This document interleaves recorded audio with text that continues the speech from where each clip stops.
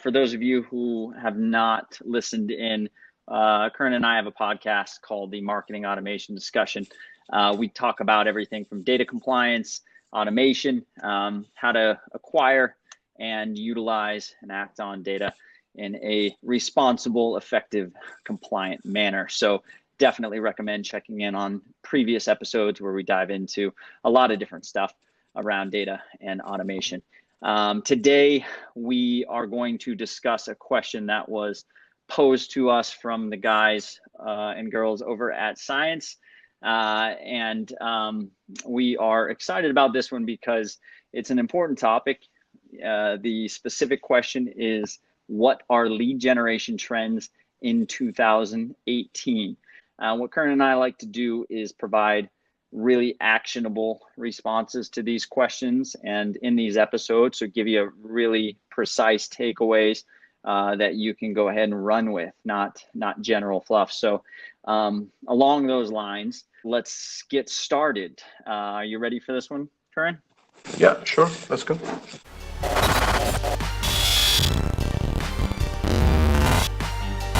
Perfect. The first thing I did in this answer is to define lead generation. So there's a couple different definitions there. They're just screenshots from Wikipedia, Webster's Dictionary, and Marketo's. So you can get an idea of how people define lead generation before you read through. I will post this answer on Quora when we're done, as well as provide a link to the episode and the screencast here if you'd like to watch it. Then I mentioned some of these trends that I found on an article that was ranking for the lead generation trends of 2018.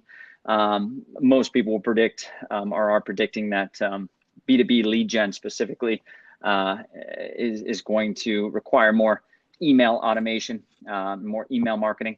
A lot of people are predicting search engine rankings will be more of a factor in actually converting these leads. Live events are going to be a bigger part of the picture as more one-to-one style communication increases in the importance of one-to-one communication. And then this term of account-based marketing. And this is something Karan and I discussed. It's sort of a United States, one of these United States terms that we kind of create a buzzword, if you will. But account-based marketing, for those of you who don't know, it's sort of referencing a strategy that focuses on the best fit prospect for your customers, or best fit prospect in your marketing campaigns, which is really just another way of saying focused, targeted, or one-to-one communication, which is something we talk a lot about. So we will use that term, but it's synonymous with one-to-one communication in terms of how we define it and how we reference it. So the way we'll do this is Karan and I will kind of split this up. I'll introduce a couple topics that Karan is more apt to answer, and then I will answer one of the section topics, and then we'll conclude, and we'll give you a couple takeaways there at the end. So definitely listen in through the entire episode. The three sections that we're going to focus on are section one is called Increased Regulations Force Higher Quality. Section two is a shift from bulk data providers to in-house or outsourced data curation providers. And section three is Sales Navigator will become more necessary while LinkedIn becomes less useful. Now I'm going to go ahead and introduce section one, and then I'll pass it back to Karan to talk about this. So section one again is increased regulations force higher data quality. So Karan, why don't you go ahead and talk about what you meant by that? Sure. Yeah. Thank you, Alex, for introducing the topic. First of all, let me give you some relevance on why it is important for us to even know about this topic. We are a company based out of Berlin, so based out of Germany, hubsell.com, and obviously in order to do sales automation, we need to be compliant to the GDPR and make sure that our customers are also compliant to the GDPR. Now, it doesn't only apply to people or let's say companies which are in Europe. and this is something that you and I have discussed in previous podcasts as well, but it's good to repeat. It's an important topic. It's good to repeat it. The main point is basically that in 2018, GDPR was enforced, even though the documentation was approved a long time ago, but it was enforced on May 25th, 2018. And what I want to share about that and the impact that it's going to have on the way companies will behave when they are doing lead generation is they need to be compliant. And for that, let's talk about who does it apply to. Yeah. So GDPR impacts pretty much any company that has in any way a segment or target market in let's say targeting European persons or persons that are located in Europe. You could be an American company, and let's say that uh, um, one of your segments of your overall market is European. You will definitely need to be compliant to the GDPR. So let's talk about the compliance. Um, in order to make your data collection compliant, you need to show a legitimate reason of having that data about the person that is covered by the GDPR, which makes it difficult to buy data that is pre-existent. So that's one key trend that is going to impact lead generation. Less reliance, or it is going to be hard to rely on pre-existing data. You will need to curate it, and then it's fine, right? And on the top of that, one of the things that the GDPR kind of mandates you to do is keep that data accurate and updated. Yeah, and that is going to be one of the other things that is going to make data curation a preferred strategy over buying leads and so forth. Okay, and finally, the execution of your campaigning will need to take into consideration the opt-in versus opt-out requirements of different countries across the world, but especially within Europe. Yeah. So that particular trend is not yet finalized.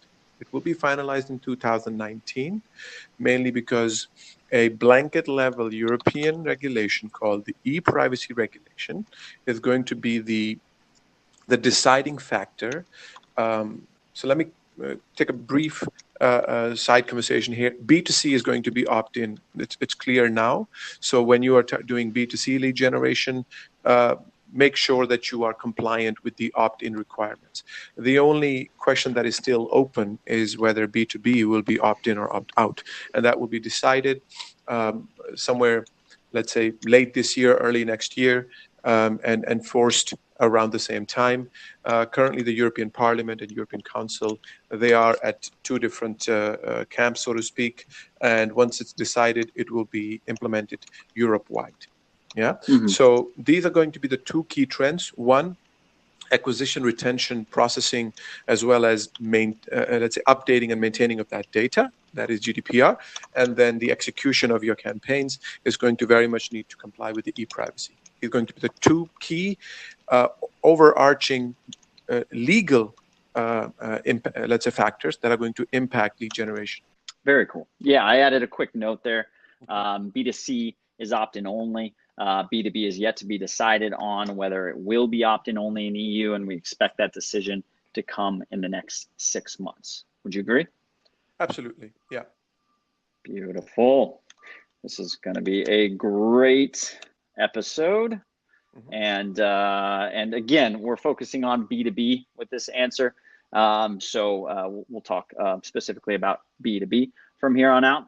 Section 2, we want to talk about a shift from bulk data providers to in-house or outsourced data curation providers. What is a bulk data provider?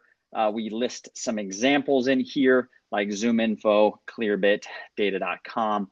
I've used Book Your Data before and had a great experience. There's nothing wrong with these platforms, but prediction of ours is going to be a shift to more hand-curated ad hoc specific data providers, and those can be internal teams or outsourced teams. And a quick anecdote from myself and some experience that I've had recently. So I did purchase a couple of lists from bookyourdata.com later in 2017. I did not hear from their representatives, their salespeople, for quite some time in 2018. I think I bought my last data set in the fall of 2017. And as we all know, GDPR was enacted in May of 2018. And just about the time that GDPR was enacted, I started getting bombarded by emails asking me about my data needs and what I'd like to buy, and whether I'd like to buy the specific list or that specific list from their sales team, which again, this is speculative, but that's what this post is about. But I want to make sure that my prediction is known, that I believe this is indicative of them kind of assuming that a shift is coming away from buying bulk data and focusing more on outsourced teams. So they're trying to just capture some last minute revenue before that change kind of happens. That's my speculative guess, but I think it's worth mentioning. So, Kern, let me add something to that. I think it's not the end of the bulk data providers. I don't think so. I think it's definitely a shrinkage in the market that they have experienced, mainly because a pretty big chunk of their market, which is the European Union, all of a sudden became very, very skittish, and they don't want to buy bulk data anymore, and they're worried about the GDPR and getting potential fines. So that was felt by everybody. I think the bulk providers can still do something about this whole thing, but they will need to make some, changes which will fundamentally impact their business model. Yeah. I think we both agree on that. It will change their business model and their practices in some way, shape, or form. It will not be the end by any means, at least not in the near term. So look out for those. It's definitely one of at least my predictions in the near future. And Kern, why don't you go into what you meant by this section, a shift from bulk data providers to in-house or outsourced data curation teams? Just explain what you wrote here for anyone listening. Yeah, sure. So the reason I believe that there's going to be a shift from pre-existing databases, or let's say bulk data providers, to teams that you train yourself in-house or remotely, or just work with companies that have teams that provide structured, high-quality data, has to do with a few different things. One, legal frameworks are changing. Regulation is going to impact the way you are working with data, and it happens to be that if you are collecting data yourself, so curating data, you are compliant. Yeah, it's very easy to be compliant if you can show that you have a legitimate business interest. However, if you're buying data, that becomes a little harder to prove. Yeah. So there is then, let's say, one factor that is making this shift, that is forcing this shift to occur, which is the legal. Another one is, in my opinion, that automation in lead generation is reaching a very, very, let's say, very basic level now. Pretty much any company can do that. Which is increasing the noise. Therefore, in order to stand out, you really need quality data and very, very specific, relevant data that you can act on with a lot of, let's say, customization as well as focus, kind of tying into the ABM, account-based sales, account-based marketing. Those kind of things are only possible if you have high-quality data and you can stand out from the noise that is there. So that's the other trend. Because it's so normal to do automated lead generation now, you got all practice, good practice, bad practice, horrible practice to excellent practices, all in the same field. And the data quality is going to, create different levels that you can potentially be at. So bulk data providers make you fit to their data, whereas curation, the data fits to your process, to your needs. So that's that core shift. Why I believe that this shift is going to happen, right? And in order to stay competitive, right, the companies are not going to only need to be omni-channel, let's say in many different channels at the same time in an orchestrated way, not just randomly spray and pray, but rather do one particular exercise in one, and then in another channel you do something else, but it's all part of the bigger game. That is going to be one of the ways that companies will gain competitive edge over their competition, right? Timing is going to be very important, and bulk data cannot really provide you timing. It's something that needs to be checked on an ongoing basis, almost near real time, as I say. So near real time sales intelligence and high quality relevant prospect data combined together are going to result in very targeted, on time, multi-channel, orchestrated marketing. I love it. That was very good. And while you were talking, I pulled up this article about a situation that Casper.com, the mattress company, ran into, where they were using a technology similar to Clearbit, where they were enriching data provided in forms on their site. So an example is you would add your name, maybe you'd put in a fake email address, but you put in a real phone number, or maybe a real email address, but a fake phone number, a fake address. This company called Navistone actually enriches the data that you provide in the form, and Casper was collecting that data as they would type it in and enriching it, which is something that I believe Clearbit provides as well. And a lot of companies are using it. So under GDPR, and one of the trends that we expect is more companies will get slapped for these sort of automated data capturing, as well as, on the purchasing side, the same difference. But doing this sort of bulk automated, just capture and grab anything you have, that is going to be a big no-no, as of course, if you did this with a citizen of the EU, or someone, as we were corrected, or I was corrected, someone in the EU, not necessarily a citizen, you would get slapped and fined. And we expect that to be more prevalent, especially as these data trends start to unfold with regards to compliance. And you mentioned the bulk data providers, and now I will mention a quick example of more of something that I'm more used to, and something that affects my day to day, which is, I have clients and I have friends and former colleagues that have used these low cost tools like AnyLead, Scrap Hunter, Find That Lead, to go ahead and procure data and enrich data sets and grab LinkedIn profiles and run automations on. So this is something that I've experienced, but it's a trend where not only are some of these tools breaking and not able to keep up with changes to LinkedIn from a development standpoint to keep themselves valuable, but the data, and this is a personal experience, I'm not saying everyone is experiencing the same thing, but the data is becoming less and less apparent with regards to when I run an automated scrape on a filter on LinkedIn, the data I get back, and data being email addresses specifically, is not as prevalent. I don't get as high of a match rate, if you will. So a good use case or an example that I've seen is let's just say you're an entrepreneur or you run an agency and you use a tool like Hunter.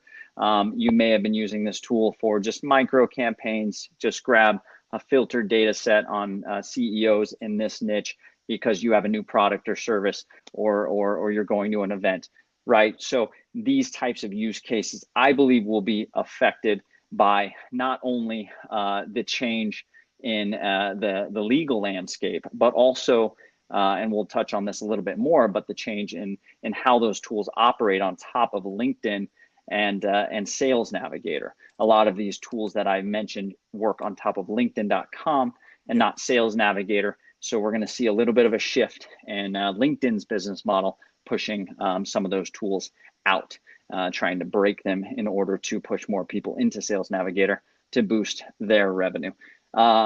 So I believe the change there will be a validation rate will drop when you're using these cheap tools. I believe more tools will experience service interruptions. So you'll grab a data set and you may get an automated email saying, hey, we're experiencing a service interruption because of some change to LinkedIn. Oh, yeah. And we expect to be back online in the next 24 hours. What they're doing is trying to respond to LinkedIn's code changes. And number three, or C, this data will need to be more closely monitored and verified and enriched in order to keep your utility of that tool high, meaning you grab a data set, you can't just rely on that data set as it gets pumped out by these cheap tools. You have to go and verify the data again. You have to enrich it. You have to make sure that you're sending to accurate email addresses, or you not only will get slapped, but you may lose the health of your domain, which is another conversation not fit for this question. So that's that. Now, unless you have anything else to add on what I just said, I'll get into section 3. I think we'll cover that in section 3. We do come back to this a little bit in section 3. So let's go there. Yeah, let's do it. So let me just edit this real quick. I have another one of these hypertext links that is showing metadata there. So let me just edit that. Got it. Now, section 3, we want to talk about Sales Navigator versus LinkedIn. And the title of the section is Sales Navigator will become more necessary while LinkedIn becomes less useful. And again, these are speculative projections for 2018 in our personal experience and our personal, out of our expectations, not meant to be taken as how it will be. So again, we believe Sales Navigator will become more useful in 2018. Now, let me do this. I'll touch on just the brief overview, and then you can go into the specific differentiators between the two for everybody. So just to give kind of a high level, everyone knows LinkedIn.com. Now, their revenue model, I believe, and I believe, Karan, you're in agreement with this, is going to be more and more reliant on Sales Navigator specifically, as users are increasingly relying on LinkedIn for personal branding, for networking, for linking up and joining and expanding their personal brands online. So obviously LinkedIn is a business, they rely on revenue. So my expectation is their products being in a few different categories for recruiting, for promoting yourself to recruiters, and then again, just for being able to comb through the network using advanced filtering. Those are products that LinkedIn pushes.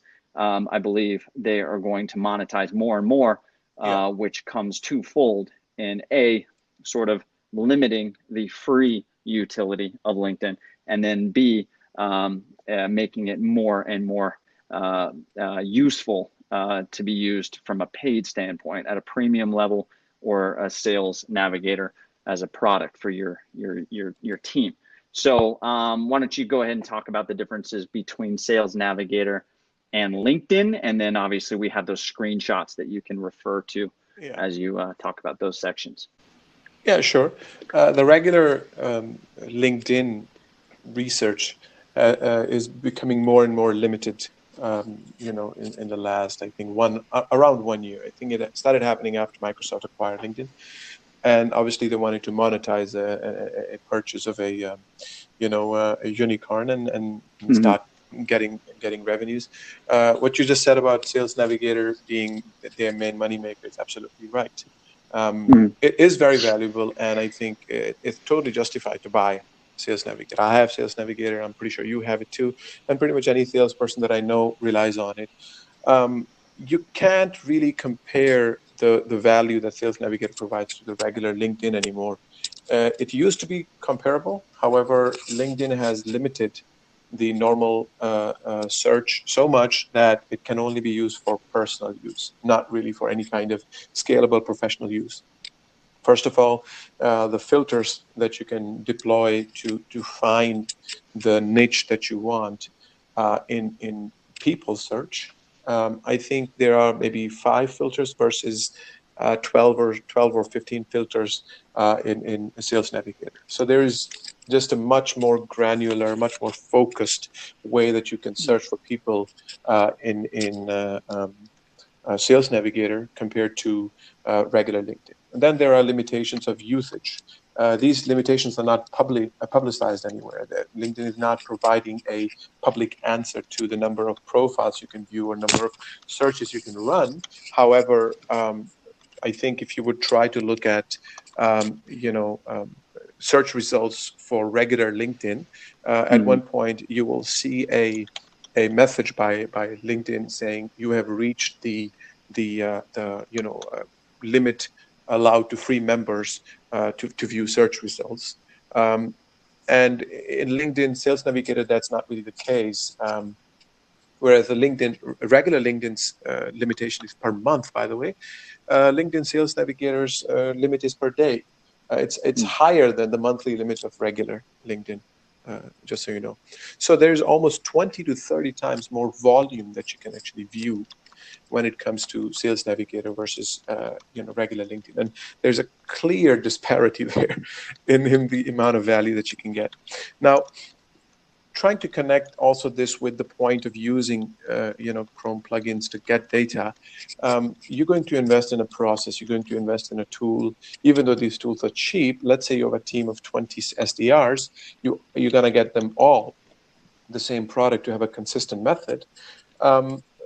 It becomes pretty useless if you can't really deep dive into the kind of market that you want to target, and you can't really have the volumes that you need to maximize the return of all that setup, paying for those tools, and so forth, right? Yep. So there's going to be a very strong shift from regular LinkedIn to LinkedIn Sales Navigator. Got it. Yeah. Okay. Just a point about, sorry, Alex, just a point about the company search. There is no longer a company search in LinkedIn.com. I was just editing that. Yeah, I see the filter that we have, the screenshot here. Yeah, it's totally gone. And I think it was removed early last year. And now you can just do LinkedIn, account search only in Sales Navigator, which is a very, very good in-depth search. You can even look for technologies being used.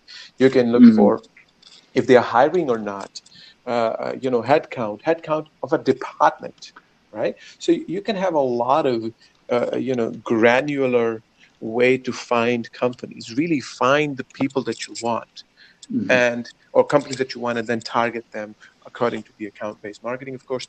And then, it's going to be an unmissable tool for salespeople. This is what I'm trying to say. Yeah. And the company search page that we show here on screen, I believe this happened last year at some point, removing some of those filters in the free LinkedIn.com option. So just another example of LinkedIn trying to push people into one of their paid programs. In this case, you would have to jump on the Sales Navigator to get what we show down here, which is the robust company filtering by headcount. You can filter by past company, you can filter by industry, location, geography, all that good stuff. So there's a quick side-by-side of free filters available to any LinkedIn user, and then the filters available to LinkedIn Sales Navigator user. And this one does not show it, but 2 weeks ago, at the time of this recording, they released their technology filter, which allows you to search companies that have a certain technology on their website or use a certain technology. How they get that data is up for discussion, but that's competing with companies like Data-Nice and Similar Tech. Yeah, my personal favorite, Similar Tech. Just throwing that out there. But that'll be interesting to see how they monetize that feature and if they do any PR or anything around it. And I don't know if you mentioned, did you mention Sales Navigator applications or want to touch on that at all? Yeah, I can definitely touch on that. So the Sales Navigator application platform, or the Snap, is basically LinkedIn's, let's say, approach to integrating several different tools to increase the value that Sales Navigator provides to its users, right?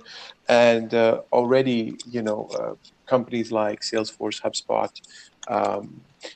Engagio, Infor, Oracle, Hybris, a lot of different tools which are used in sales and sales automation and lead generation are linking with the API of Sales Navigator.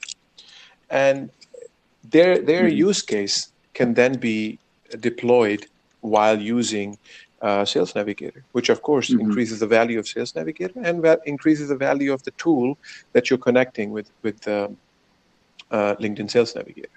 So imagine you're using a software like SalesLoft, and before you had to use some sort of a plugin, maybe like Hunter, and you were pulling data and then importing it into SalesLoft and then doing these activities. Now SalesLoft will simply be integrated with the Sales Navigator and all those smaller tools. And this is how LinkedIn is doing it. It's working first with the biggest players.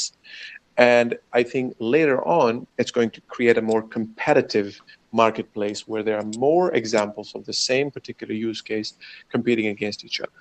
Yeah. Yep. So that is going to be a trend where LinkedIn Sales Navigator becomes a very, very integrated source of data, and then also campaigning to prospects and so forth.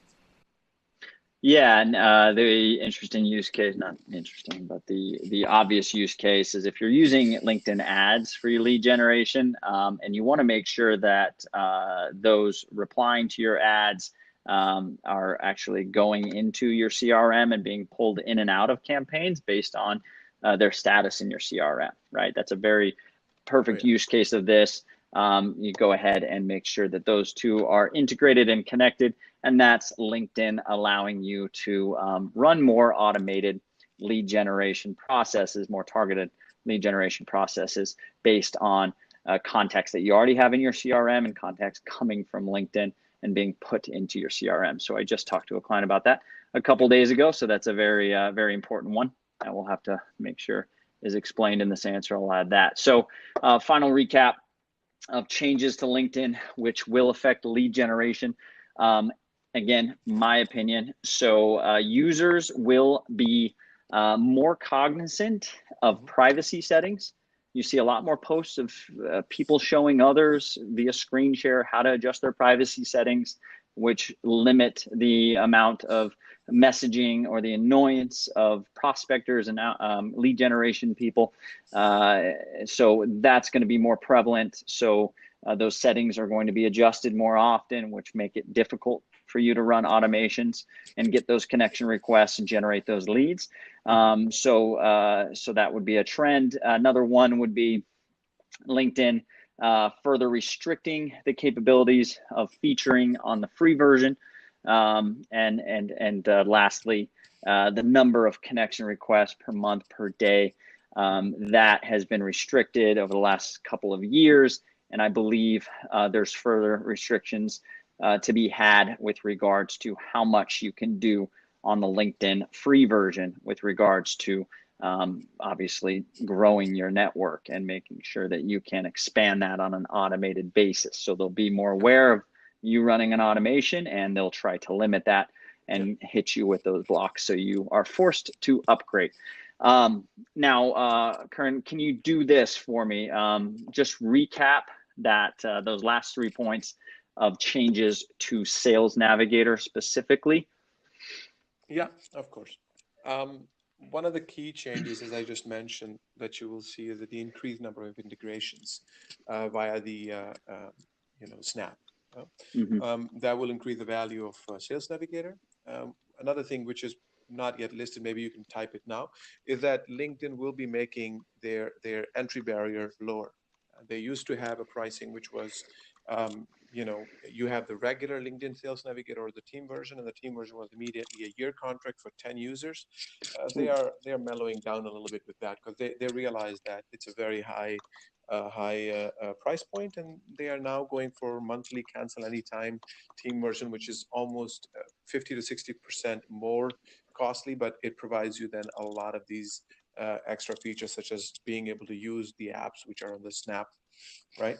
Another thing that they are going to be doing, and what you see already with the technologies used and then headcount of the company and whether or not a company is hiring people right now, further granularizing your research and filters, right? So for companies that have niche products, and again, I think this is something we can also talk about in a separate podcast.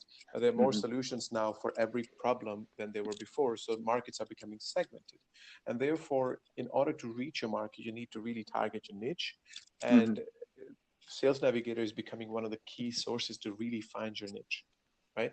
And that's basically following the trend of them providing you with more filters, them providing you with more data on the people that are visible and the companies that are visible, for you to actually act on that in a more precise, relevant, and value providing way. Kind of like everything that we believe in, and what we have been promoting in our previous podcast. LinkedIn Sales Navigator will allow you to do that, right?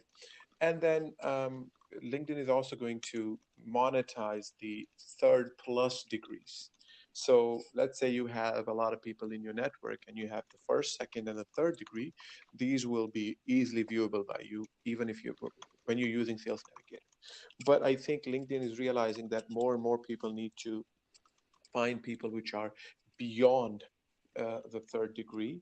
And LinkedIn is going to limit or actually has already limited the amount of people that you can see which are not within your 3 degrees. And that's going to be a monetizing, let's say, feature for them as well. So these are 3 trends. Third one is not that important, but still 3 trends that I wanted to share. Perfect. Yeah. All right. So I added LinkedIn will reduce the cost of Sales Navigator. Obviously, more integrations, increase in number of filters, and monetization of the data by upselling a profile, which is third degree stuff. Then we go into the screenshots of the filtering. And then let's do a quick conclusion here. And I know you just spoke, but go ahead and conclude, and then I'll add some final thoughts. Sure. Now, the conclusion is a bit, broad strokes, but what I see is happening in not only just 2018, I mean, we're already in the second half of it, but also 2019, is that there will simply be a much higher focus on data quality and data freshness to be able to generate high quality leads, right? As we spoke at the start of the podcast, this is partially to the legal frameworks, and the other part is, of course, that there's simply way more noise. So you will need, let's say, a much higher quality of data to act on, to be able to stand out of the noise and close your business, right? Close your deals. Now, the second main trend will be the shift from just spray and pray to value provision. From the first step to the last, you will be providing value to the people that are not necessarily, they don't even need to be buying your product, but still the value provision should just be the default way that SDRs, lead generators, marketers will be interacting with their market. With the basis of, I'm going to provide you value with every step that you interact with, regardless of whether or not this turns into a deal. Relevance and timing are going to be the other parts which actually enable your value provision. If you're sending an irrelevant message, even though it could be valuable to their colleague, it's not valuable to them. So the relevance and timing are going to be also very, very important in the successful lead generation. Finally, the tool sets are going to evolve. Right? We saw a very good example of how Sales Navigator is kind of making regular LinkedIn obsolete for any kind of, reliable, persistent lead generation capabilities. So that will be the first trend. Tools will be replacing each other, where LinkedIn Sales Navigator is replacing LinkedIn. And the second core trend there will be that a lot of tools will be becoming more integrated with each other. Yeah, the use case will not be complete with just one. So there will be tools which are either multi-purpose, which are allowing you to do a lot of different things, or tools which are very, very good at integrating with the vast amount of solutions that are available in the sales automation, the lead generation automation domain. Yeah, so these are the 3 key, overarching thematics that I am noticing. Got it. I just had to ignore a call, so out. But just to recap, we have generate high quality data to remain compliant, relevance and timing of the value proposition, the outreach itself, and then obviously integrations and having tools that work in unison not this desperate kind of automate this and scrape that and hopefully grab some use here and there, but create a system that's integrated and useful for these single use cases. Great. I'll just add this. I have some final thoughts. Again, this is lead generation trends in 2018. The prediction is more focused on one-to-one communication on all levels.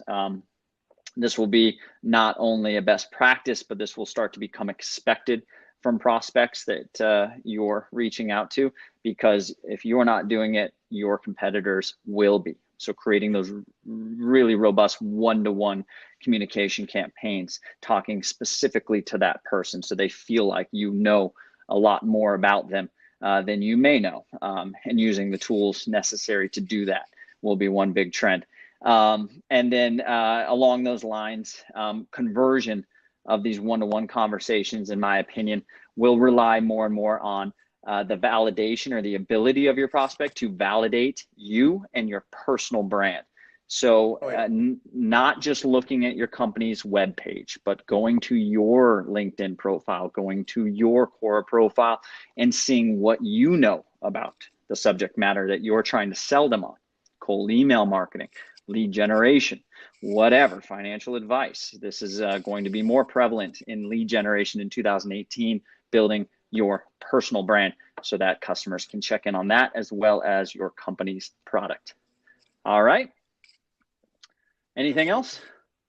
Just to add to your point, by the way, the leadership point, I think it's absolutely correct. And it is going to make, and this is already happening, the salesperson will become very, very important.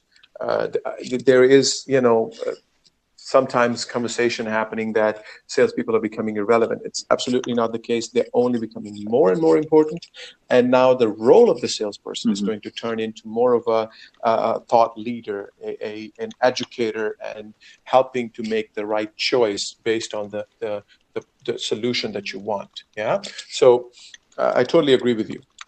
I love that. I love that. So extending past the CEO to the person that's actually performing the outreach, the salesperson. That person needs to not only go through training and know about the product, but know about the ecosystem, know about the industry, and not only know about it, but show that they know about it by being a thought leader, publishing content, answering questions, getting involved in discussions, jumping on our podcast, that kind of stuff. So that's a great answer. So the science, you're welcome. I think we did our job here, and we look forward to doing another. So keep them coming. Absolutely. All right. Alex. Thanks, Karen. Take care. Bye.